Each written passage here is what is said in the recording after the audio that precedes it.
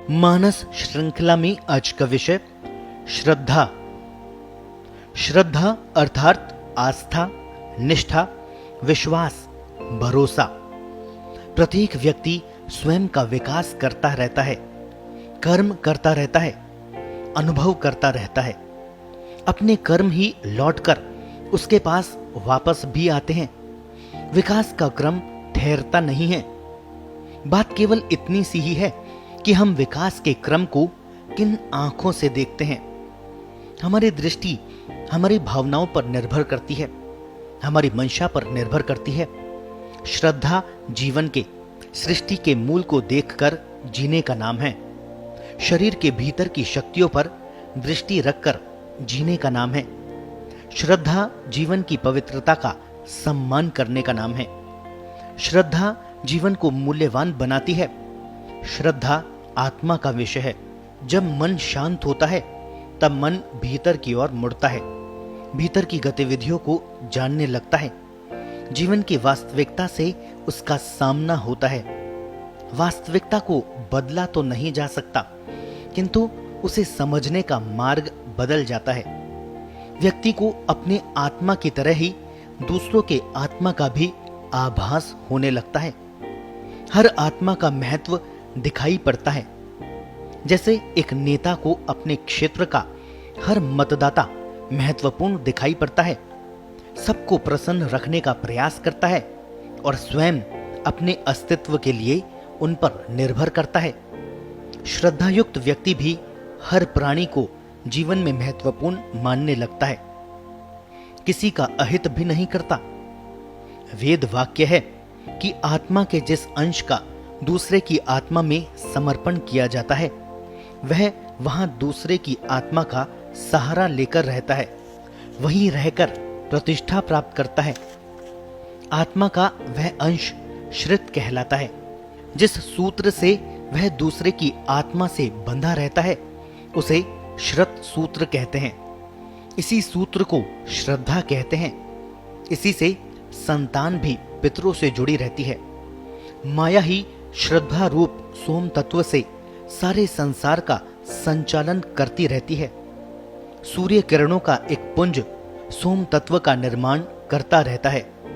इस किरण समूह को भी श्रद्धा सोम तत्व कहते हैं। श्रद्धा वही आप है, अर्थात जल का ही नाम आप है। ये अंभस रूप आपोमयी श्रद्धा सूर्य से निकलकर चंद्रमा में एकत्र होती रहती है। वहां से इसका संबंध मृत्यु लोक से होता रहता है। जिस जल को हम काम में लेते हैं उसमें भी सोम तत्व का अंश तो रहता ही है। सोम तत्व ही श्रद्धा रूप विश्वास में बदलता है। इसमें स्नेह भाव होता है, मधुरता रहती है, व्यक्ति को आदर्श के साथ जोड़ देती है। श्रद्धा विश्वास रूपिणी भी कहा है। इसको ईश्वरमयी बताया है। अपने इष्ट देव में, माता पिता में, गुरु चरणों में परम विश्वास के रूप में जब श्रद्धा तत्व जागृत होता है तो क्या नहीं मिल सकता। श्रद्धा जीवन का मार्ग दिखलाती है। चंद्रमा मन का स्वामी है। श्रद्धा तत्व का संग्रहालय भी है। अतः मन में श्रद्धा तत्व का भरपूर पोषण करने वाला भी है।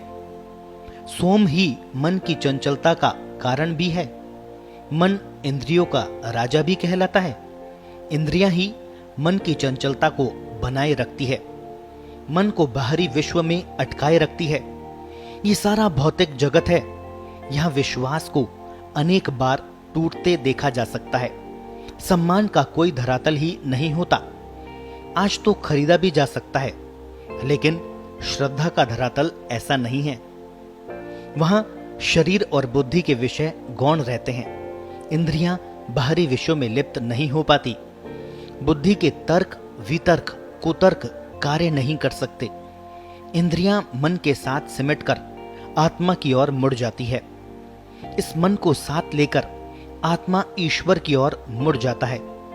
शरीर गौण हो जाता है, बुद्धि गौण हो जाती है। अपना अपना कार्य अवश्य करते हैं। कर्म के साथ व्यक्ति की चेतना सदा जागृत रहती है। शुद्ध ज्ञान और शुद्ध आनंद का धरातल देखकर जीवन नृत्य करने लगता है। जब मन में प्राणी मात्र के लिए सम्मान पैदा हो जाए, वसुधैव कुटुंबकम की अवधारणा पर जीवन चल पड़े, तब वहां लोक कल्याण के सिवाय रह भी क्या जाता है। जीवन में कोई स्वार्थ ठहर ही नहीं सकता। लोभ, ईर्ष्या, द्वेष लुप्त हो जाते हैं। बाहरी विषयों और भीतरी विषयों का एक दूसरे में समावेश हो जाता है। समग्र दृष्टि और समष्टि भाव का उदय हो जाता है। माया ही अपने आवरण हटाने को आतुर हो उठती है। जीवन उधर्वगामी हो जाता है।